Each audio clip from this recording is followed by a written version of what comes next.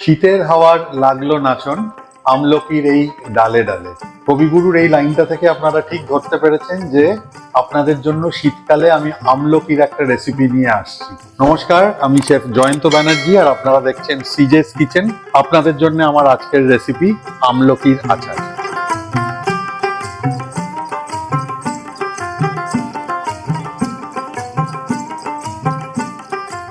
চলে যাচ্ছি সরাসরি রেসিপিতে। প্রথমে আমি নুন জলে আমলকিগুলোকে সেদ্ধ করে নেব।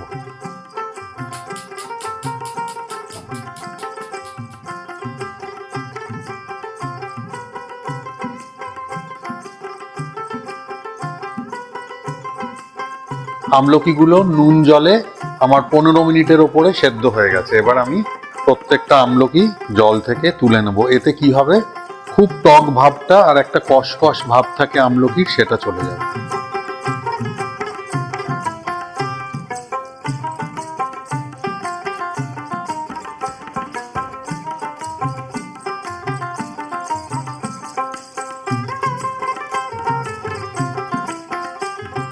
আমলকিগুলো প্রপার বয়েল হয়ে গেছে।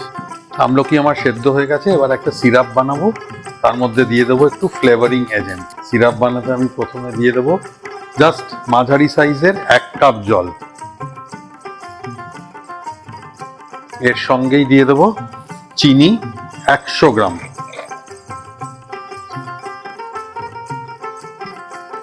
এটাকে খুব সুন্দর করে মেশাতে হবে এবং মেশানোর সময় আমি দিয়ে দেবো একটু ফ্লেভারের জন্য স্টার অ্যানিস।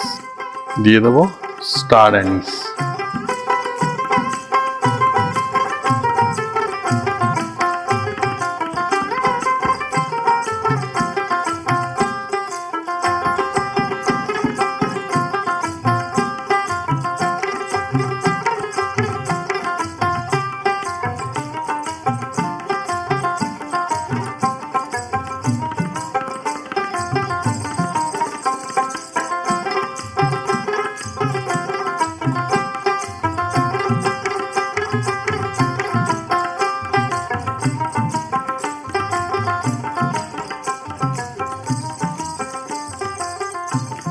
চিনির সিরাপটা যখন ধীরে ধীরে বয়েল হয়ে একটু স্টিকি টেক্সচারের মতো আসবে, আমি দিয়ে দেবো আমলকিগুলো, সেদ্ধ করা আমলকি দিয়ে দেবো আমলকিগুলো।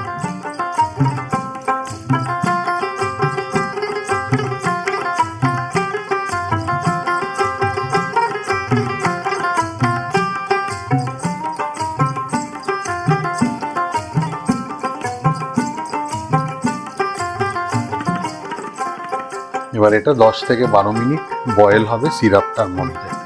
আর সিরাপটার মধ্যে অলরেডি স্টার অ্যানিস দেওয়াতে খুব সুন্দর একটা ফ্লেভার আসছে।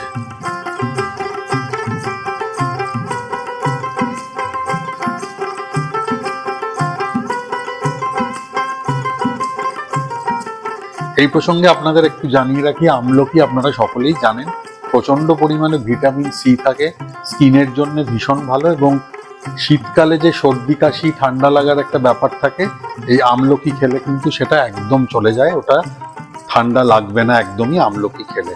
তাছাড়াও এর মধ্যে যেহেতু প্রচুর পরিমাণে ভিটামিন সি রয়েছে, এটা লিভারের জন্য খুব ভালো এবং এটা অ্যান্টিঅক্সিডেন্ট। এই অনেকগুলো গুণ নিয়ে কিন্তু আমলকি, যেটা শীতকালে ভীষণভাবে পাওয়া যায়। এবং আমলকির আচার এটা আপনারা রুটি, পরোটা, ভাত পাতের শেষে অনেক রকম ভাবেই খেতে পারেন। সুগার সিরাপের মধ্যে আমলকিটা পুরোপুরি কুক হয়ে গেছে এবং বয়েল হতে হতে কিন্তু আমরা দেখতে পাচ্ছি যে কালারটাও চেঞ্জ হয়ে গেছে। তার সঙ্গে স্টার অ্যানিসের গন্ধটা বেশ ভালো বেরোচ্ছে।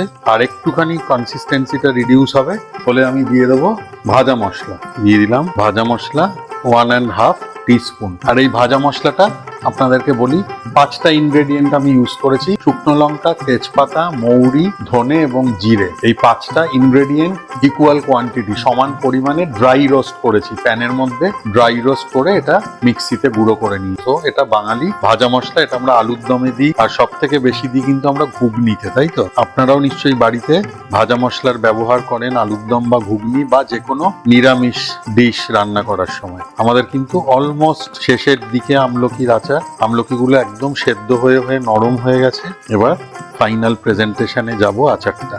আচার না অ্যাকচুয়ালি আমরা বয়মে ঢেলে প্রিজার্ভ করতে অভ্যস্ত, এবং মাঝে মাঝে কিন্তু আচার রোদে দিতে হয়।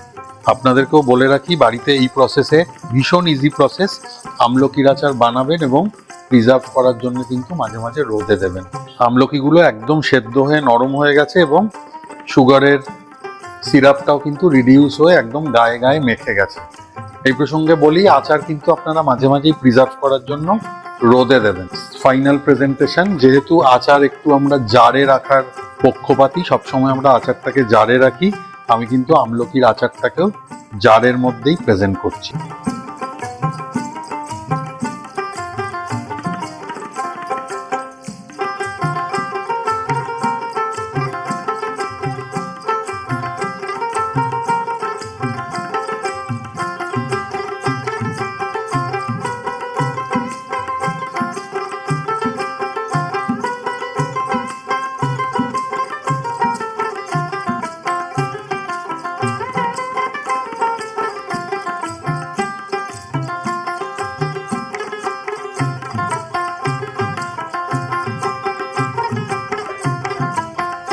আমার আমলকির আচার রেডি।